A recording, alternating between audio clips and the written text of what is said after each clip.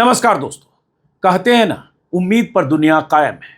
तो अब विपक्ष की उम्मीद एसआईआर पर सुप्रीम कोर्ट में कल होने वाली सुनवाई पर टिकी है। सुप्रीम कोर्ट के कल के रुख से ही तय होगा कि बिहार में एसआईआर ऐसे ही होता रहेगा या फिर चुनाव आयोग के मंसूबों पर कुछ लगाम लगेगा। सुप्रीम कोर्ट के जस्टिस सूर्यकांत और जस्टिस बागची की बेंच में उन 10 याचिकाकर्ताओं की याचिकाओं पर सुनवाई है, जिनका मानना है कि बिहार में एसआईआर के नाम पर बड़े पैमाने पर वोटर्स को वोटिंग के अधिकार से वंचित किया जा रहा है। कई याचिकाकर्ताओं का यह भी मानना है कि 2.5 महीने बाद होने वाले विधानसभा चुनाव में सीधे सीधे बीजेपी गठबंधन को फायदा पहुंचाने के लिए एसआईआर किया जा रहा है। और यही बात तेजस्वी यादव, राहुल गांधी और इंडिया गठबंधन के नेता लगातार कर रहे हैं। एसआईआर में हो रही धांधली के खिलाफ ADR, PUCL, Yogendra Yadav, RJD सांसद मनोज झा, टीएमसी सांसद महुआ मोइत्रा समेत कई याचिकाकर्ता सुप्रीम कोर्ट के दरवाजे पर खड़े हैं। 2 या 3 तारीखें लग चुकी है और कल फिर सुनवाई है।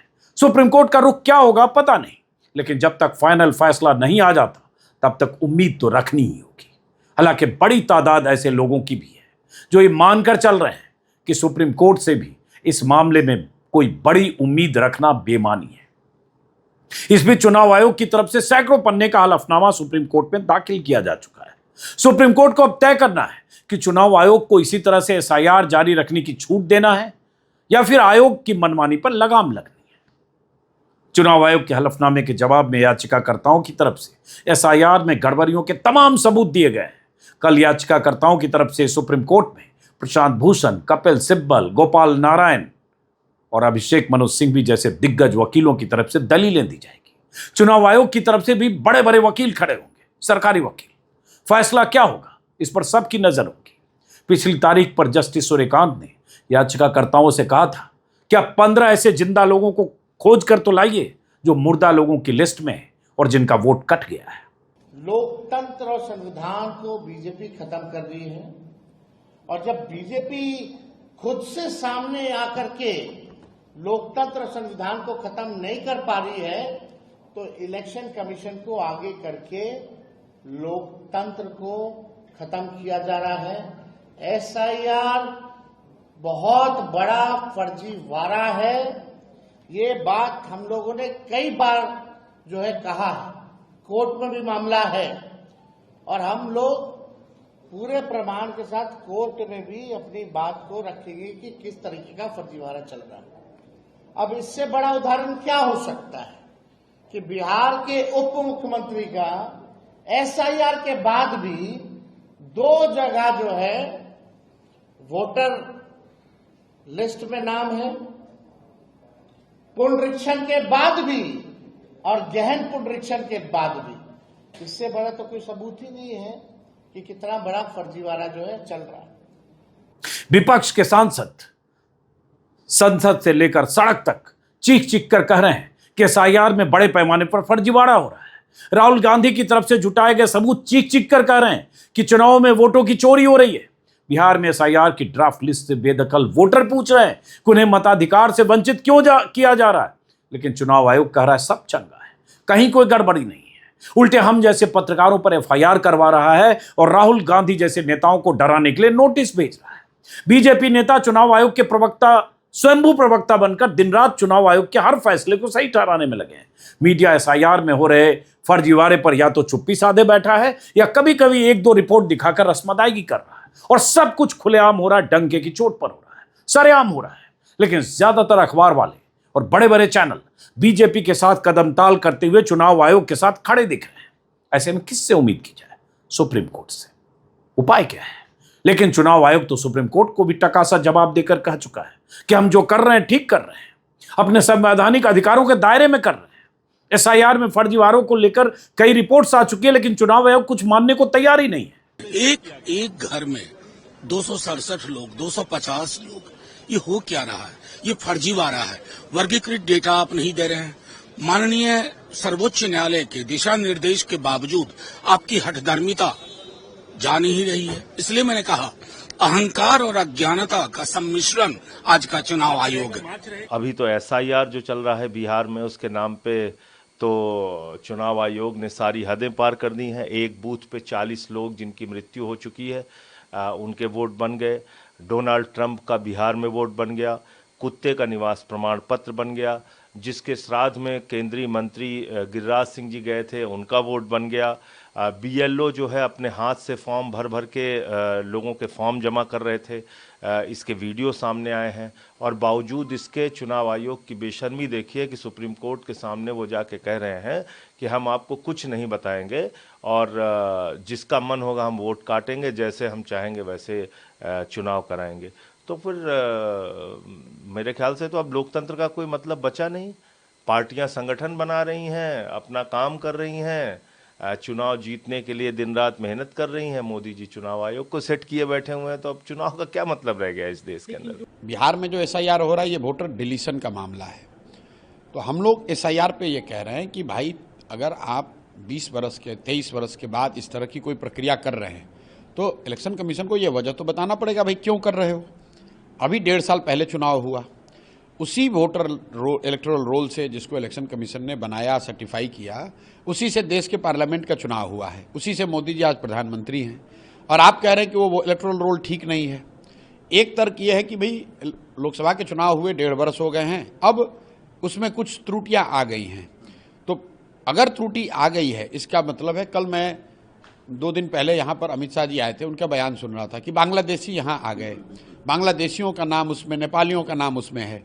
अरे मेरे भाई, तो आप गृह मंत्री के तौर पर यह कह रहे हैं कि आपकी सरकार है दिल्ली में और बिहार में दोनों जगह, और पिछले 1.5 साल में बांग्लादेश से और नेपाल से घुसपैठिए आ गए, उन्होंने अपने पेपर बना लिए, उन्होंने इलेक्टोरल रोल में अपना नाम ऐड करा लिया। तो ये तो और भी गलत बात है। तो ये तो राहुल गांधी के बात को और बल देता है। राहुल गांधी भी तो यही कह रहे हैं कि भाई आप जिस इलेक्शन जो इलेक्टोरल रोल है उसकी सैनिटी नहीं है, उसकी शुद्धता पर सवाल तो उठाया जा रहा है। चुनाव आयोग की हिम्मत देखिए कि 2 दिन पहले सुप्रीम कोर्ट में हलफनामा देकर कह चुका है कि बिहार में मतदाता सूची से नाम कटने का कारण बताना, वजह बताना हमारे लिए जरूरी नहीं है। सुप्रीम कोर्ट में चुनाव आयोग की तरफ से यह तब कहा गया जब एक याचिकाकर्ता एडीआर की याचिका पर सुप्रीम कोर्ट ने आयोग को जवाब देने का निर्देश दिया था। शनिवार की तारीख मुकर्रर थी। चुनाव आयोग के निर्देश पर हो रहे एसआईआर की ड्राफ्ट लिस्ट में 65 लाख लोगों के नाम कट गए, 22 लाख लोगों को मृतक घोषित करके उनके नाम काट दिए गए, 36 लाख वोटर को एब्सेंट या परमानेंटली शिफ्टेड मानकर ड्राफ्ट लिस्ट से बेदखल किया गया। लेकिन चुनाव आयोग ये बताने को तैयार नहीं कि वोटर कहां के हैं, कौन है, उनकी लिस्ट कहां है। 22 लाख मृतकों की लिस्ट कहां है, 36 लाख शिफ्टेड लोगों की लिस्ट कहां है। जो लिस्ट है जिसके मुताबिक 65 लाख लोगों के नाम कट गए, उसमें कैटेगरी क्यों नहीं बना है? क्यों नहीं पता चल रहा है किस कैटेगरी में किसके कितने वोट, कितने लोगों के कहां के किस बूथ के वोट कटे? क्यों छिपाना चाह रहा है यह आंकड़ा चुनाव आयोग? क्यों सार्वजनिक नहीं करना चाह रहा है चुनाव आयोग? चुनाव सुधार को लेकर लंबे समय से काम कर रहे संगठन एडीआर के वकील प्रशांत भूषण ने सुप्रीम कोर्ट के जस्टिस सूर्यकांत की बेंच में अपील की थी कि पूरी लिस्ट उन्हें मुहैया कराई जाए। सुप्रीम कोर्ट ने चुनाव आयोग को शनिवार तक का, जैसा कि मैंने कहा, जवाब दाखिल करने को कहा था। चुनाव आयोग ने 2 टूक लहजे में कह दिया, हम ऐसी लिस्ट साझा करने को बाध्य नहीं है। मतलब चुनाव आयोग ठाने बैठा है कि हम ऐसी कोई लिस्ट या जानकारी साझा ही नहीं करेंगे जिससे पता चले कि 22,30,000 कौन लोग हैं, कहां के हैं, किस बूथ के हैं, या ये शिफ्टेड, परमानेंटली शिफ्टेड या एब्सेंट लोग कहां हैं, किस गांव के, किस बूथ के। चुनाव आयोग ने एक तरह से साफ कह दिया है कि हम न साझा करेंगे, न सार्वजनिक करेंगे, न अपनी वेबसाइट पर अपलोड करेंगे जिससे नाम कटने की वजह का पता चले। और जब ऐसी लिस्ट चुनाव आयोग ने दी ही नहीं तो पता नहीं याचिकाकर्ता कहां से ऐसे 15 लोगों को खोज कर लाएंगे। जैसा कि जस्टिस सूर्यकांत ने कहा था, यह भी देखना है। और अब लगातार देख रहे हैं चुनाव आयोग का रवैया। इसलिए कल की तारीख, जैसा कि मैंने कहा, 12 तारीख बहुत अहम है। शुरुआत हुई थी जस्टिस सुभाष धूलिया और जस्टिस बागची की बेंच में, वेकेशन बेंच था। उसके बाद जस्टिस सूर्यकांत की अध्यक्षता वाली बेंच में आया। अब तारीख फाइनल फैसले के लिए एक तरह से देखें तो 12 तारीख मुकर्रर है। और जैसा कि मैंने कहा, कल ये तय हो जाएगा कि एसआईआर इतनी गड़बड़ियों के बाद, इतनी धांधली या फर्जीवाड़े के बाद, धांधली इसलिए शब्द का इस्तेमाल कर रहा हूं क्योंकि चुनाव आयोग ने बार बार कहा है, जिस तरह का नोटिफिकेशन चुनाव आयोग का था 24 तारीख का, 24 जून का, उस नोटिफिकेशन के मुताबिक शुरुआत में जो दस्तावेज मांगे गए थे 11, जिस पर सवाल उठे और उसी के बाद सुप्रीम कोर्ट में दरवाजा खटखटाया गया था। वो दस्तावेज जो बिहार के लाखों लोगों के पास, वो 11 में से कोई दस्तावेज नहीं होंगे। और इसलिए मामला सुप्रीम कोर्ट गया था। और उसके बाद से लेकर अब तक जितनी रिपोर्ट्स आई, मीडिया रिपोर्ट्स, हम जैसे लोगों ने रिपोर्टिंग की, जैसा कि आप जानते होंगे एफआईआर मेरे खिलाफ हुई, और उसके बाद कुछ अखबारों ने, कुछ वेबसाइट्स ने, न्यूज लॉन्ड्री जैसे वेबसाइट्स या जो वेब पोर्टल है उनके रिपोर्टर्स ने, द क्विंट ने, रिपोर्टर्स कलेक्टिव ने, ऐसी वेबसाइट्स ने ऐसी कई रिपोर्ट्स की जिससे पता चल रहा है कि इसमें बड़े पैमाने पर फर्जीवाड़ा है, धांधली है, वोटर के नाम काटे गए हैं। और अभी ये ड्राफ्ट लिस्ट है, 65 लाख इसमें छूटे। और अब जब फाइनल लिस्ट 1 सितंबर को आएगी, 30 सितंबर माफ करिए, 1 अगस्त से 1 सितंबर के बीच क्लेम और ऑब्जेक्शन का पीरियड है। उस फाइनल लिस्ट में कितने छूटेंगे अभी नहीं पता, क्योंकि शुरुआत में चुनाव आयोग ने 11 में से एक दस्तावेज मांगे थे, जिस पर हम लोग बहुत बार बात कर चुके, रिपीट नहीं कर रहे हैं। लेकिन जब सुप्रीम कोर्ट में मामला गया तो उसके बाद, और जब बीएलओ उन दस्तावेजों के आधार पर फॉर्म नहीं जमा कर पा रहे थे, छूट दे दी गई कि बस ऐसे ही फॉर्म जमा करना शुरू करो। फॉर्म तो जमा करो, बिना फोटो के भी जमा करो, बिना दस्तावेज के भी जमा करो। खासतौर से ये बात है 2003 की वोटर लिस्ट से बाहर जो लोग हैं, लगभग 3 करोड़, 2 करोड़ 90 लाख। लेकिन अब क्या उन लोगों के दस्तावेज फिर से मांगे जा रहे हैं, दस्तावेजों के आधार पर ही उनका नाम फाइनल लिस्ट में आएगा, या ईआरओ और एईआरओ, कहा जा रहा है कि एईआरओ और ईआरओ अपने हिसाब से इंक्वायरी करेंगे, अपने हिसाब से स्क्रूटनी करेंगे, ग्राउंड रिपोर्ट के आधार पर वो फैसला करेंगे। उस फैसले के आधार पर किसके कितने वोट कटेंगे, किस इलाके में कटेंगे, किस वोटर के कट जाएंगे और किसके वोट नहीं कटेंगे बीएलए और ईआरओ की साझा सहमति से। अब इसको लेकर बहुत सारे सवाल हैं, बहुत सारी एम्बिग्विटी है, क्योंकि चुनाव आयोग ने आधार को माना नहीं था, चुनाव आयोग ने वोटर कार्ड को माना नहीं था, राशन कार्ड को माना नहीं था। अदालत में सुनवाई में कह दिया कि आधार तो है, लेकिन आधार ऑप्शनल है। अब जो फाइनल लिस्ट आएगी, उस लिस्ट में क्या आधार के आधार पर ईआरओ कुछ फैसला करेंगे, या आधार को निराधार मानकर उन्हीं दस्तावेजों के आधार पर फिर फैसला करें? इसको लेकर भी बहुत तरह के सवाल हैं, कुछ क्लैरिटी नहीं है। जितने बीएलओ से बात करेंगे उतनी तरह की बातें आएगी। और जो हम बार बार कह चुके हैं कि किस तरह से फर्जी तरीके से बीएलओ की तरफ से फॉर्म जमा किए गए, थोक भाव में दस्तखत किए गए, ऐसे ऐसे घरों के पते आ रहे हैं, जिस एक घर में, जैसे 8-10 दिन पहले मैंने स्टोरी की थी जमुई की, मुजफ्फरपुर की, कि कहीं एक घर में, एक मकान में 250 लोग हैं, कहीं एक मकान में 250 लोग हैं, कहीं अभी कल मुझे पता चला एक घर ऐसा है जिसमें एक घर मतलब एक पता जहां 600 से ज्यादा लोग हैं। ये कैसे भरे गए? मृतकों के नाम कैसे आए? किसने फर्जी दस्तखत कर दिए मृतकों के? कहां तो चुनाव आयोग ने कहा था कि हर वोटर के घर पर 3 बार बीएलओ जाएगा, और सख्त नियम कानून गाइडलाइंस बनाया चुनाव आयोग ने, और हुआ यह कि मृतक ने तो दस्तखत किया नहीं, लेकिन सैकड़ों ऐसे मृतक हैं जिनका फॉर्म भर दिया गया, एन्यूमरेशन फॉर्म, उनके दस्तखत से, और उसके बाद उनकी लिस्ट है, अब वो कटाई छटाई हो रही। तो ऐसे बहुत सारे सवाल हैं। क्या होगा, क्या होने वाला है, इसके लिए हम सबको इंतजार करना पड़ेगा। इस बीच आपको पता है कि आज दिल्ली में विपक्षी दलों की तरफ से प्रदर्शन था, इंडिया गठबंधन के नेताओं की तरफ से, राहुल गांधी, प्रियंका गांधी, तमाम जो इंडिया गठबंधन के सहयोगी दल हैं, संसद से लेकर चुनाव आयोग की तरफ मार्च किया। चुनाव आयोग जाना चाहते थे, लेकिन उन्हें नहीं जाने दिया गया, रोका गया। वहाँ से फिर बसों में लाद कर उन्हें तिलक मार्ग थाने ले जाया गया। 2 घंटे डिटेन करने के बाद उन्हें छोड़ दिया गया। तस्वीरें आप लगातार देख रहे होंगे, स्क्रीन पर जो तस्वीरें देख रहे हैं उसी वक्त की है जब इन सांसदों को, लगभग 300 सांसद थे, दोनों सदनों के सांसद मिलाकर, जो लगातार वोट चोरी का आरोप लगा रहे हैं, एसआईआर के खिलाफ नारेबाजी कर रहे हैं और कह रहे हैं कि एसआईआर बंद करो, क्योंकि एसआईआर का इंटेंशन बीजेपी को फायदा पहुंचाना है। चुनाव आयोग और बीजेपी के बीच साठ गांठ के सीधे आरोप लगाते हुए इन सांसदों ने नारेबाजी की, प्रदर्शन किया, और आखिर में चुनाव आयोग पहुंचने में नाकाम होने के बाद लौट गए। क्या कहा इन नेताओं ने, मैं चाहता हूं उनकी बात सुनिए। 4-5 लोगों के बयान, जिसमें राहुल गांधी हैं, प्रियंका गांधी हैं, मल्लिकार्जुन खड़गे हैं, और अलग अलग दलों के नेता हैं। और मैं अपनी बात यहीं ख़त्म करता हूं, इस उम्मीद के साथ कि कल सुप्रीम कोर्ट में कुछ तो ऐसा सुप्रीम कोर्ट के जजेज को एहसास होना चाहिए जो 1 महीने से हो रहा है। और जिस तरह से खुलासे राहुल गांधी ने किए हैं कर्नाटक में, जो एक विधानसभा में 1 लाख से ज़्यादा वोट भरने को लेकर, सुप्रीम कोर्ट के जजों की नज़र में ये सब तो होगा क्या, उसके लिए हमें इंतजार करना पड़ेगा। फिलहाल देखिए आज जो नेताओं ने बयान दिए। एक्चुअली बात नहीं कर सकते, रियलिटी ये है, क्योंकि सच्चाई देश के सामने है। और ये जो लड़ाई है ये राजनीतिक नहीं है, ये कॉन्स्टिट्यूशन की लड़ाई है, कॉन्स्टिट्यूशन को बचाने की लड़ाई है, वन मैन वन वोट की लड़ाई है। इसीलिए हमें साफ प्योर वोटर लिस्ट चाहिए। डरे हुए हैं, कायर हैं, सरकार कायर है। हिंदुस्तान की डेमोक्रेसी की हालत देखिए। 300 एमपीज इलेक्शन कमीशन से मिलना चाहते हैं और कहते हैं कि हम डेलीगेशन लेके आएंगे, हम आपको एक डॉक्यूमेंट देना चाहते हैं। इलेक्शन कमीशन कहता है नहीं, 300 एमपीज नहीं आ सकते हैं। तो यही हालत है, क्योंकि डरते हैं। 300 एमपीज आ गए और वहाँ पे सच्चाई निकल आई और हमने उनको थोड़ा जो उनके काम की सच्चाई है दिखा दी। That is why. लेकिन आपको लगता है कि सर आपको ये जो लड़ाई है, मैं थोड़ा क्लियरली बोलना चाहता हूँ। देखिए, अब ये राजनीतिक लड़ाई से आगे निकल गई है, ठीक है। अब ये देश की जो आत्मा है, स्पिरिचुअल देश का जो आत्मा है, उसके लिए लड़ाई हो रही है। कॉन्स्टिट्यूशन की लड़ाई है। One man one vote constitution का फाउंडेशन है। वन मैन वन वोट के बिना कॉन्स्टिट्यूशन का कोई मतलब नहीं है।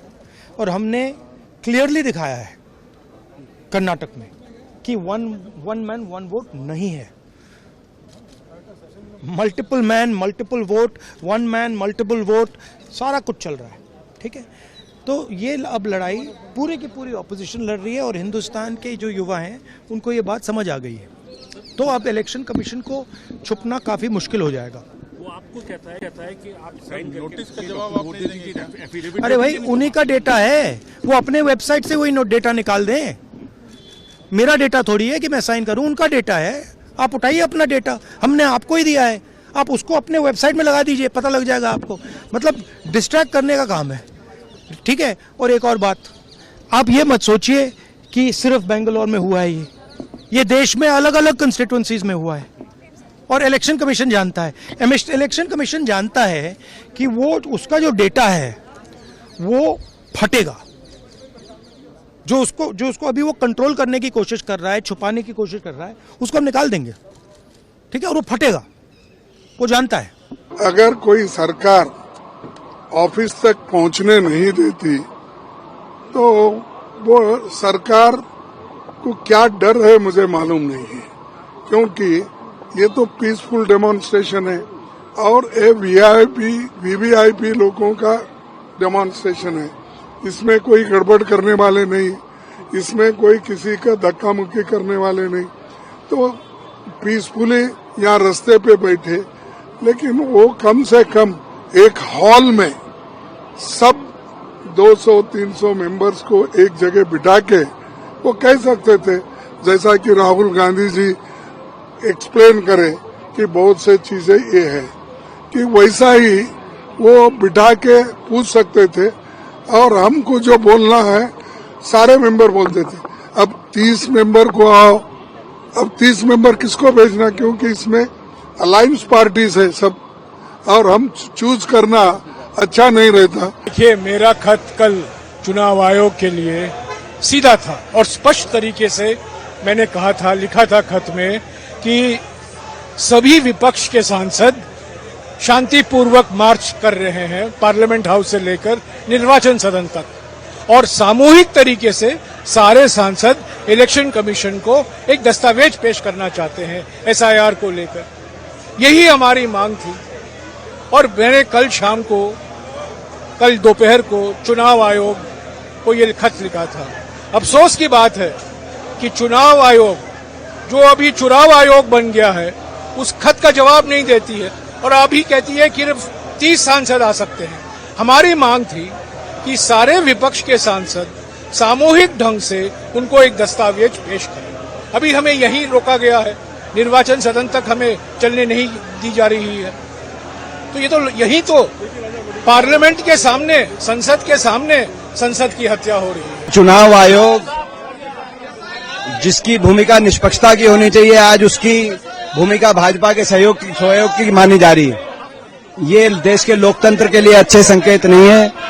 देश की लोकतंत्र की साख चुनाव आयोग की साख पे टिकी हुई है। सरकार को सभी सवालों का जवाब देना चाहिए। वोट चोरी देश के साथ देशद्रोह है, ये देखिए, और इस देशद्रोह में जो दोषी हैं समेत चुनाव आयोग के मुख्यतम अधिकारियों के उनको सजा मिलनी चाहिए, क्योंकि ये हमला आम व्यक्ति पर है, वन मैन वन वोट के प्रिंसिपल पर है। ये हमला हर उस व्यक्ति पर है जिसका प्रजातंत्र और वोट के अंदर विश्वास है, और इसका निर्णायक फैसला, ये मुहिम जो राहुल गांधी जी ने जिसकी शुरुआत की है, अब पूरे देश के लोग, सब राजनीतिक दल इससे जुड़ चुके हैं। जब तक दूध का दूध पानी का पानी नहीं होगा, ये आंदोलन चलेगा। इन लोगों का बस चले है तो जब लोकतंत्र और 140 करोड़ के नस्ल का ही कत्ल हो गया, अधिकार का ही कत्ल हो गया, डिटेन का है, ये मरने की तैयारी में निकले हुए हैं। राहुल गांधी के नेतृत्व में ये लड़ाई